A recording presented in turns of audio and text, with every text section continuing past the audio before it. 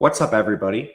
Matt Gajewski here, back again talking college football. And today we are breaking down Virginia Tech ahead of the 2025 season. If you like this content, please consider subscribing, leaving a like. Both of those things help a small channel like this get in front of new people, a ton actually. So thank you if you've done that. And if I miss anything on Virginia Tech or you have a recommendation for a team in the future, something like that, just leave it in the comments. I will take a look at those and get back to all of you. So thank you if you've done that as well. Let's take a look last year before we get into this year's Virginia Tech roster. Last year was a pretty good season overall for Virginia Tech, but fell a little bit short of expectations. They returned to almost their entire starting team, and then they just barely end up getting into a bowl game last year. Most of their games did come down to single digits, and they finished with a record of 6-7. However, as usual, injuries played a part in this season. Starting at quarterback, Kyron Drones went down for 3 games. He also played through a foot injury through part of the season, and that affected a lot with the offense. First of all, he's a very mobile signal caller. You reduce the mobility, you reduce what you can run as an offense, which was a problem. Offensive line did not live up to expectations. This was a below average unit. We now see them address that through an entirely new group, a new offensive line coach, and we'll see what that gets them. They also lose probably their best player on offense, Bashul Tootin. He's off to the NFL. Jalen Lane's off to the NFL. So it was a little bit of a disappointment offensively for Virginia Tech, and that's all without considering Drones is not the best passer. His strength definitely comes in the ground. So when you reduce that, you kind of reduce overall offensive output. Defensively, this unit was pretty good overall. Their biggest struggle was in the back end. They're now replacing their entire secondary. Up front, they are returning some key pieces, and that is a unit that should be a little bit more optimistic than anything else. But overall, considering how many starters they return, people were talking ACC championship, at least a berth. And it just wasn't that. In fact, Brent Pry at 6-7, it's kind of just been underachievement after underachievement. He's now in year 4. Their record is 16-21 with him. Last year's team beat Marshall, Old Dominion, Stanford, Boston College, Georgia Tech without their starting quarterback in Virginia. None of those teams are particularly good outside of Georgia Tech. And again, they didn't have Haynes King. As far as their losses, they did have single-digit losses to Vanderbilt, Rutgers, Miami, Syracuse, and Duke. A lot of those coming by 3 or 4 points. So if you flip even 1 or 2 of those, the season looks a lot better for this Virginia Tech team. The only time they got beat by double digits came against Clemson, and that was a 10-point loss. So still very close. And then the bowl game, Minnesota, the bowl game kind of just is what it is. They were down a lot of players in that contest. Regardless, it's a positive. They were in every one of those games, especially the ones that came down to 3 or 4 points. Negatively, that's not the expectation. 6-7 just not going to cut it. And the leash is getting pretty short for Brent Pry. And we're kind of seeing that. He's bringing in a lot of new coaches, not just coordinators, position coaches as well. Offensive coordinator is now Philip Montgomery. Most recently, we saw him in the UFL coaching the Birmingham Stallions. He was the Auburn OC in 2023. He coached Tulsa for a long period of time. He's worked with some dual threat quarterbacks going back to RG3. His offense comes from some air raid principles, but we've seen him morph under mobile signal callers. Last time when he was with Auburn, they only passed 40% of the time. That was with Peyton Thorne and Robbie Ashford. It hasn't been pretty of late. So this is a kind of a last-ditch effort at OC. We'll see what he's experienced. Just haven't seen him coordinate a high-level offense in a while at a high level of competition. So we'll see what he gives them. He will be working with sort of the quarterback he likes in Drones, who has some mobility. Defensively, they bring in Sam Seifkis as DC. He was most recently coaching linebackers for the Arizona Cardinals from 2023 to 24, but he's been all over the place. Sort of an unknown commodity at DC. As far as talent acquisition, let's look and see how Virginia Tech is doing. They're in the middle towards the top of the ACC, hovering around 40 each year. Retention is pretty good for this program. They're only losing depth pieces, players that haven't really panned out. Their transfer portal rankings are pretty good too. Last 3 seasons, they are 51, 77, and 34. So taking transfers situationally when it makes sense for this team It's about what you expect from a middle of the pack ACC program, especially one that hasn't quite lived up to expectation in the last few years. I'm actually a little impressed with Virginia Tech, but again, a lot of their season is going to come down to what this coaching staff can get out of these players in the fourth year of the program. But let's take a look at this roster and see what we can expect this year. Here is our data usage tool. We are just trying to project the 2 deep depth chart. Transfers are in yellow. We have their year in school to the right, how many snaps they've played the last 2 seasons. Then we have their recruiting ranking in terms of a star, a value score, which first looks at your recruitment. Then the more snaps you play, the less it looks at recruiting, the more it looks at on-field production.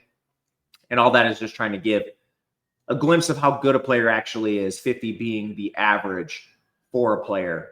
But quarterback, also in Discord if you'd like this, the link will be below.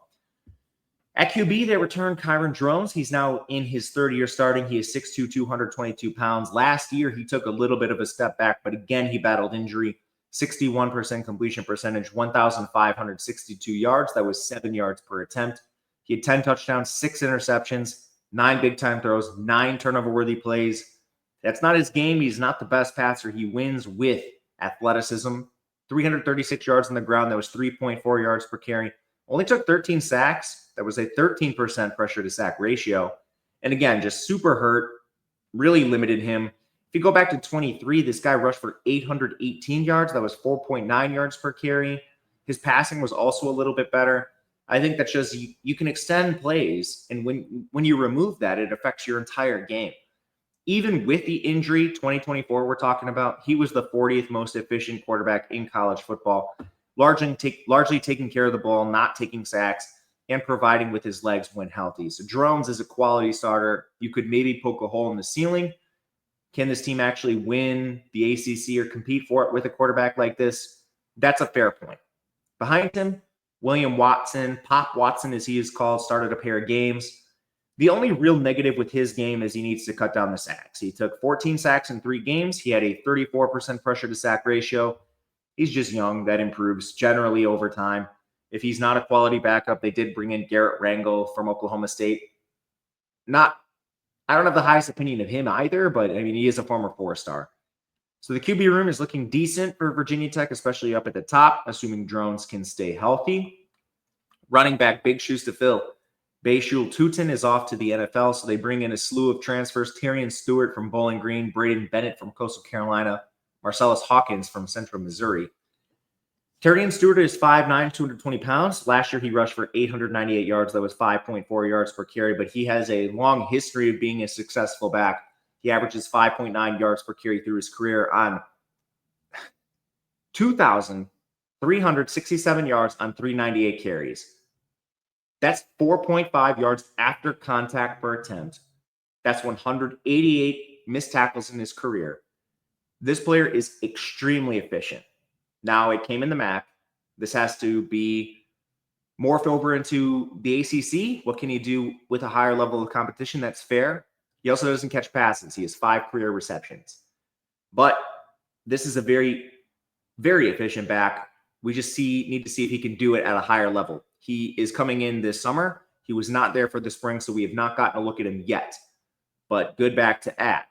Second, Braden Bennett, 6'2", 205 from Coastal Carolina, 781 yards last year. That was 5.8 yards per carry. He's an excellent pass pitching back. So if these two end up being your top 2 backs, they form a fantastic tandem. Last year, he caught 25 passes. He has 3 seasons of over 20 receptions. And he also is efficient, 3.93 yards after contact per attempt, 39 forced missed tackles. These should be your top 2. Hawkins, the Central Missouri transfer, is 219 pounds. He's been hurt a lot, but he was all-conference in 2023. He's a good pass catcher. They have a lot of depth. 4-star freshman Jeffrey Overton's with the team. And then over the last few years, Tyler Mason, PJ Priolo, Jeremiah Conley, these guys have all played a bit here and there. Some of them are hurt right now. But I think the true ceiling of your backfield comes down to transfers, which they're no stranger to. Tutin was a transfer himself. Wide receiver, they lose a lot. Stephen Gosnell, Jalen Lane, Allie Jennings, Daquan Felton, all gone. That leaves Aiden Green atop the depth chart. He's 6'2", 190, caught 19 passes for 268 yards. Played in the slot 54% of the time with 1.6 yards per route. He's a good gadget player, and he sort of plays like your Deebo Samuel light role, if you will. He rushed 9 times, had another 66 yards there. So you can be very creative with Green. He should be a starter for this team. And then they add a couple transfers, Donovan Green from Wake Forest, Cam Seldon from Tennessee, and Isaiah Spencer from Jackson State. Donovan Green, he started his college career in 2019. He's been injured a lot. He missed all of 2023 with an ACL, but he is a former 4-star. He's 6'2", 196, caught 23 balls for 359 yards last year in an injury-shortened season, but 1.595 yards per route. He's a good deep threat. That's kind of been his calling card through his career. He should start. Seldon is a little trickier. He's also a 4-star. He's 6'2", 211, but he played running back at Tennessee. He rushed 48 times for 224 yards, only 1 career catch. Now he's transitioning to wide receiver. I think one other feather in his cap, he's been an excellent returner through his career. So maybe you can just see him seamlessly slide into receiver. We will see. Spencer from Jackson State, he's 6'2", 185, 35 catches for 631 yards. He's a slot receiver too, 2.82 yards per route. I think he's probably behind Aiden Green for this position, but good depth. Not something that you can go without. There's a lot of 4-stars on this team that haven't played yet, though, which is very surprising. Redshirt freshmen Keelan Adams and Chance Wiggins are here. They played 18 and 14 snaps. Somehow Adams got hurt on those 18 snaps and he missed the entire spring. I don't know what's going on with him. Wiggins is 6'3", 201. These players need to get on the field this year. They also have a pair of incoming freshman 4-stars in Shamarius Peterkin and Micah Matthews. Peterkin will be here this summer. Matthews is a weird player. He's also playing baseball for Virginia Tech. Don't really love guys that do this. Everyone thinks they're Bo Jackson, and it's probably more likely that you're Sam Horn, who's never played for Missouri. He's a 4-star. If you want to look him up. When you play baseball, you miss the entire summer, or you miss the entire spring development. I don't know what to say. They also have Takey Heath. He played 37 snaps last year. They have Tucker Holloway back after 118 snaps in 2023. He was hurt last year. Cameron Sparks is a 4-star freshman by some services. So on this roster, you have 6 4-stars at the least. And then depending on what recruiting service you look at with Sparks, you might have 7. They need to get these guys on the field. They have more 4-star receivers than most teams in this conference. It's time to start maximizing this because the only player who's even flashed at wide receiver among these 4-stars is Donovan Green. The talent is here. The coaching needs to be better. The quarterback play needs to be better. And these receivers, they're young, but you're running out of road here. If they don't develop this year, you're probably looking at a coaching staff change. And then when that happens, you might have an exodus, a dispersal of talent. It's go time for these players. Peterkin, Matthews, Green, Wiggins, Adams, got to get them on the field. Tight end, they do return former 4-star Benji Gosnell. He's been pretty good for this team, 6'5", 254, caught 32 passes last year for 341 yards, 2 touchdowns, good receiver, decent yards per route run. He plays inside the slot. He will go line up in line. The real qualm you have with his game is he's been an awful blocker, which really brings him down because VT is generally playing with a tight end on the field. Harrison St. Germain is back. He played 195 snaps. He's a former 3-star. He's 6'4", 249. He also struggled as a blocker, not the best receiver, but he's young. From there, you're looking at Zeke Wimbush or preferred walk-on, Jerickis Hairston. I think there's maybe a chance they use less tight end just because of the talent, and a Phil Montgomery offense has a lot of ties to the air raid. We've seen him use 4 wide quite a bit, or just specifically receiving tight ends. But a lot of that is going to also put pressure on the offensive line if you're playing 4 wide. And it's a completely new unit. They lost all 5 starting offensive linemen. That was a group that had a lot of optimism, but they underachieved. They were below average overall. So they make a lot of changes. The first one is they go out and they hire Matt Moore from West Virginia. Awesome offensive line coach. West Virginia has been top 10 in most blocking metrics the last 2 seasons, and he's bringing some guys with him. So I'm going to start with tackle and work my way inside. There's going to be a lot of candidates, and a lot of this is going to shake out in the summer because they were continuing to add transfers this spring. The tackle candidates, Jaden Muskrat from Auburn. He was a backup there for the most part. Started with Tulsa in 2022, tried to play in the SEC, flew a little too close to the sun and couldn't get on the field. But when we've seen him, he's been fine. He's been on the field situationally for Auburn, and he started with Tulsa. Never bad play with him. Lucas Austin comes from West Virginia. He was a redshirt last year, so he's now entering his second year. He was handpicked by Matt Moore. That's a positive. The incumbents on the team are Johnny Garrett and Montavious Cunningham. Garrett played 349 snaps. He started the bowl game. He was up and down, 13 pressures, allowed 1 sack. We would need coaching development for him. Cunningham, he only played in 4 games last year, but he also started with Georgia State before in 2023. 17 pressures, 2 sacks. His numbers were all above average out there, but that was Sun Belt level of competition, and then he didn't play much last year, so we'll see what we get. I think this position is weaker than the interior. There's a little bit less projection with the guard spots in the center, and starting there, reportedly, former West Virginia transfer Kyle Altuner has done serious work to win this center job. He suffered an injury last year as a freshman, had a redshirt. He's back now and playing well in the spring, according to reports. They also have Tommy Ricard as the backup. He's a redshirt freshman as well. He was also working at center this spring. At guard, they bring in Thomas Brymack from West Virginia. He started the better part of 3 years, over 2,000 snaps with West Virginia, 9 pressures allowed, no sacks, elite run blocking metrics. He's going to be the best starter on paper for this unit. And then the other guard position is probably either Brody Meadows or Laith Ghanem, who were incumbents. Meadows started the bowl game at left guard. He played 304 snaps last year. He's played over 700 snaps in his 2-year career at both guard spots too. Last year, he allowed 4 pressures, just 1 sack, good run blocker. He should be a good starter if he's out there. Ghanem started the first 3 games before he got hurt. He was decent as a pass blocker, but he really struggled in the run game. He's an option as well. And then if injuries break, you have some depth. Gavin Crawford transfers in from West Virginia. We'll see on this. I think the unit has a decent floor because of your offensive line coach, Matt Moore. And then there is talent on this unit. It needs to be coached up, which he's done everywhere he's been. Defensive line, they're losing a bit. Antoine Powell-Ryland and Cole Nelson. They do get back 456 snaps from Keyshawn Burgos off the edge, as well as 112 from Asen Stevens. Burgos had 20 pressures, pair of sacks. He was an above-average pass rusher, made 33 tackles.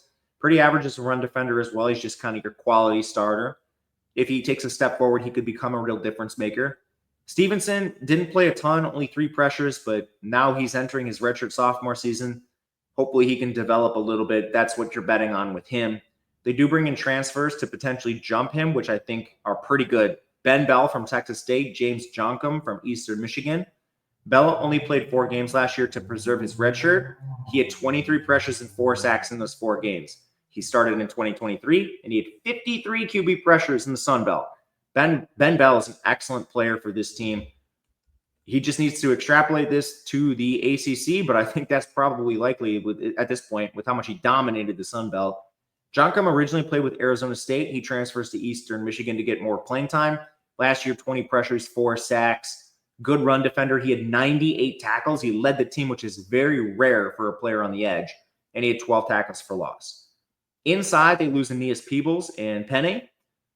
426 snaps come back from former Oklahoma four-star Kevin Gilliam Jr. He had 35 tackles, 19 pressures at 295 pounds, so he's an excellent place to start.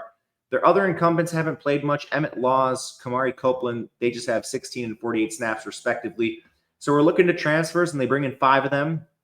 Arius Nash from Mercer. He started in 2024. He was a rotational piece before that. Pretty good run defender. He had 47 pressures from the interior, just tough to come from the FCS to the ACC. They bring in Cody Huisman from North Dakota State. He started 7 games last year and played in rotation the 2 years prior, over 1,100 snaps to his name. He's a little bit light at 283, but a good run defender, and he had 29 QB pressures. Same story with the FCS transfers.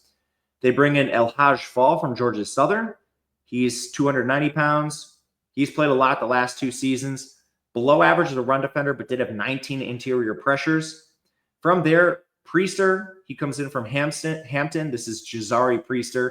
He didn't play a ton down there. He's a little bit undersized. We'll see what he gives them. And then Emmanuel Hickman's the last one. He's kind of a real dice roll. Missed all of last year. Played his first 4 seasons at East Carolina before going to USF. He is over 1,200 snaps to his name, but didn't play last year at all. This is a good unit. I like the transfers. I like what they bring back, but they are still replacing probably their 2 best defenders in Powell-Ryland and Peebles. So this is still tough shoes to fill. think this is an above average defensive line for Virginia Tech. At linebacker, they lose a couple depth pieces, but they do return their top two guys in Caleb Woodson and Jaden Keller. Woodson played 610 snaps. He was second on the team in tackles with 72, 8 tackles for loss as well. So good run defender. Struggled in coverage a little bit, 82% completion for 233 yards, 1 touchdown, 1 INT, 2 PBUs. It's kind of the same story with Jaden Keller as well. He played 564 snaps. He led the team with 83 tackles. But like Woodson, he struggled a little bit in coverage, 74% completion for 195 yards and 1 touchdown. As long as these guys can play a little better in coverage, this is an excellent linebacker unit. They also get 229 snaps back from Caleb Spencer. He played solid in rotation last year, 32 tackles, 5 tackles for loss. And he's a hybrid player. He played 111 snaps in the slot, 78 in the box, 41 off the edge, 80% completion percentage for 95 yards, 1 touchdown, 1 interception. That was pretty solid in his coverage. As far as transfers, Jordan Bass comes in from Pitt, Michael Short from North Carolina, and Antoine Santiago from Temple. Bass is a former 4-star. He has 229 snaps over the last 2 years, played well when he was on the field last year. The rest of this group is inexperienced. Short only has 101 snaps. He's flashed at times too. Santiago played 240 snaps in 3 years with Temple. He's probably just a depth piece. And then Virginia Tech also had a 4-star freshman come in, and Gabe Williams. The linebacker room is a strength for this defense. I think the front 7 overall is very good. We mentioned last year, the weakness of this team on defense was the back end, the secondary. They're now replacing the entire unit. The biggest departures are Dorian Strong and Keonta Jenkins. So you start with transfers: Isaiah Brown Murray from East Carolina, Caleb Brown from Hawaii, Christian Ellis from New Mexico, and Joseph Reddish from Wingate. Reddish right away, he just joins his brother. He should not be playing much. He's a D2 transfer. But Brown Murray was a starter with East Carolina, played 830 snaps last year, played 412 the year before, 41 tackles, 59% completion percentage for 445 yards, 1 touchdown, 1 pick, and 1 PBU while playing the boundary primarily. He just has to give up fewer big plays, and he'll be just fine. Brown, he started 5 games for Hawaii last year. I'm surprised he didn't play more. 492 snaps.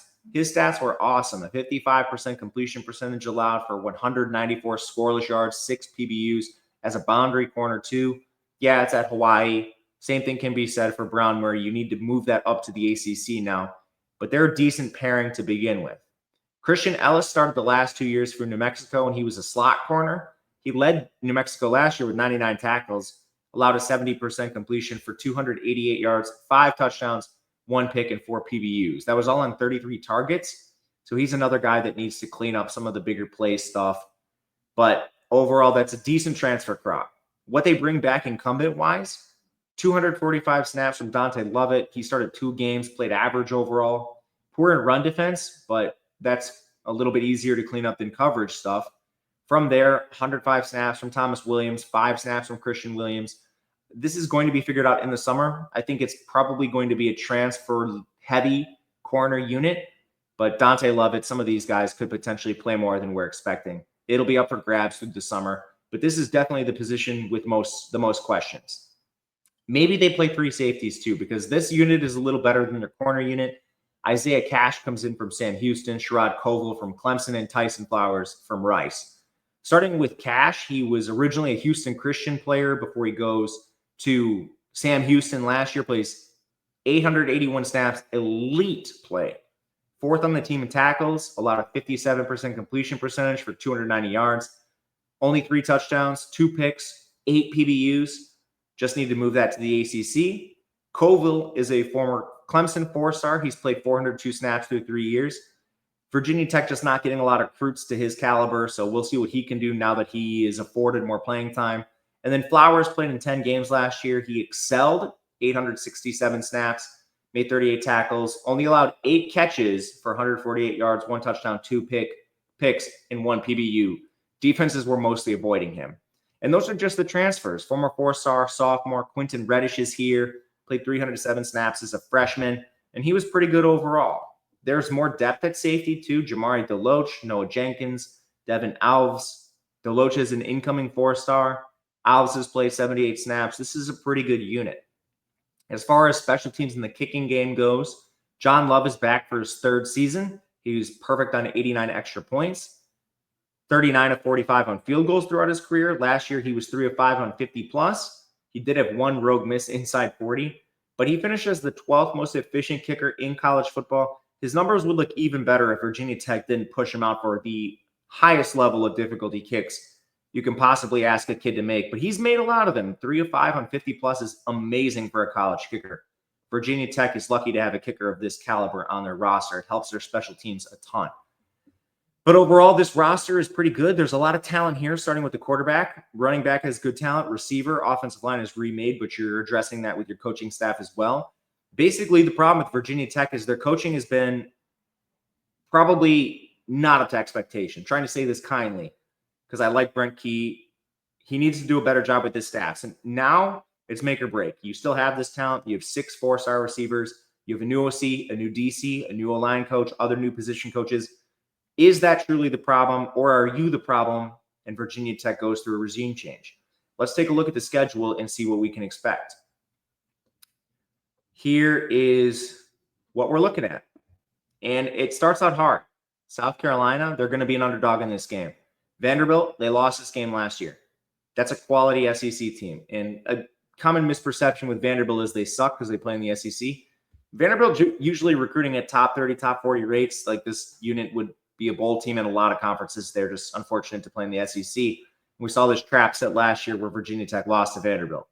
That game is going to be close in terms of spread. Virginia Tech might be favored, but it's not a cupcake win. So at worst, you're 2-2. At best, you're 3-1 in non-con if everything goes according to what you'd expect. Old Dominion and Wofford, you're going to win those 2 games. In conference, they play Miami, Georgia Tech, and Louisville among the elite teams. They dodge Clemson, they dodge SMU. So that's a pretty good place to start. As far as the middle class, they get NC State and Florida State. They have a lot of easier games. Wake Forest, Cal, and Virginia are on the schedule, all of them going through various rebuilds to different degrees. That should put you at minimum of a bowl game. If they lose 7 games, I think your staff is getting fired. That is in the range. And if they lose 7 games, it just would mean middle-class teams like Florida State, Louisville, Georgia Tech, NC State have passed them. I don't think that's the case. I think it is very close, which means you shouldn't lose all of them. You're going to pick off some. But I don't think this team is close to winning the ACC. I personally think they're a little better than some of those other middle-class teams. If I was looking towards a win total, it would be over. But again, there's a lot of volatility here, and that comes largely through the coaching staff. The talent is here. They've not been able to coax it out. We'll see where this comes in. I'm expecting a bowl for Virginia Tech and hopefully a little bit more. Let me know what you think, and if you want to see anyone next, let me know. Otherwise, until next time, good luck, everyone. We will see you later.